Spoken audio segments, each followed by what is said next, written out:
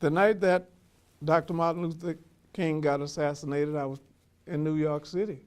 And Jimi Hendrix hadn't bought the Generation then. And when the news came on, every club that was selling alcohol had to close. And the Generation was one of those like coffee shops. And I wind up there that night with B.B. King, Janis Joplin, and I forgot whoever else, but because that was the only place that's left open. And all we did was play blues that night and cried all night. That's what we did. And I think that's, in my years of having a shot of cognac, I think that's the most I ever drank in my life that night. Me, BB, and we all were so drunk, our eyes was like this, man, you know, but we still was singing the blues and crying. And we played till the sun rose that morning in that place. First time I ever went to,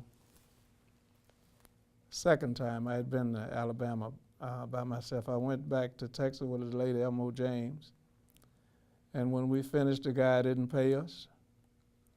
And it was sold out. And he had a big 38 on the counter. So Elmo and I was in there, said, well, could you give us enough money to get from, I think it was Dallas to St. Louis? And he said, I told you I didn't have the money. So he knew someone, and someone loaned us $5, and he had the tires back then, had the tubes in them, they was slick.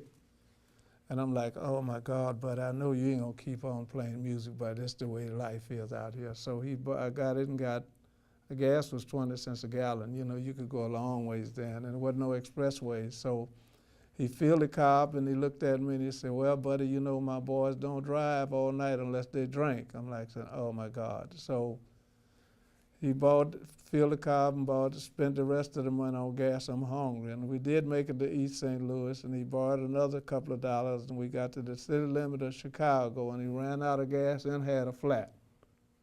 So I got up and I had to walk the whole city back to the lake from the beginning of the city of Chicago to the lake to get home that night. And that was enough to make me say, it ain't worth it, but I didn't give up then. If you don't have any money, if you can hang around with people who got money, they might drop something, or something might rub off on you, you know, because, you know, that's just something they would always say to try to lift you up, because the way my parents brought me up, man, you know, I can't even explain it to my kids and grandkids how in the evening if I went home and come out of the fields and she had done boiled a potato, and I said, I don't want that, they would say, well, you better get you a glass of water and go to bed. There wasn't no McDonald's or Burger King. You could go and say, well, get that, man. You know, it's just that way. When I was, I guess, 6, 7, and 8, I was angry. But when I got 10, 11, and 12, I found out they couldn't do no better. And I was mad at myself for being mad at them then, because that's all they had, you know. When I got big enough to catch a fish, you know, I think most people go fishing now and catch a fish and say, he's too small. I throw him back. I say, if you're big enough to bite, you're big enough to eat.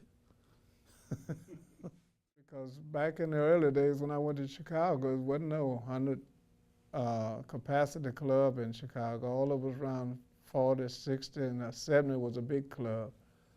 But while that really popped in it, first time I went to Brazil, I didn't have the wireless. I had 100 feet wire, which I got the idea from the late Guitar Slim. And I was walking through the audience and I got off balance. And off balance, the first thing you look for to brace your back against the wall like this. And it was the women's washroom because it was all red and I didn't see it. And when I went to brace myself, the door flew open and I just went bang back in there and the doors clamped. I didn't fall, but I found the wall in the bathroom. There was about 5 ladies in there. And I was embarrassed. So I said, you better not stop playing, buddy. You better keep playing and make it look like you did this on purpose. And when I came out, I had this standing ovation and I'm like saying, what did I do? So I went back to the stage all embarrassed and I said, well, you know, I messed up, but it turned out all right. And the next night, the 3 major networks was there waiting because they had got the word that I goes in the women's washroom and play.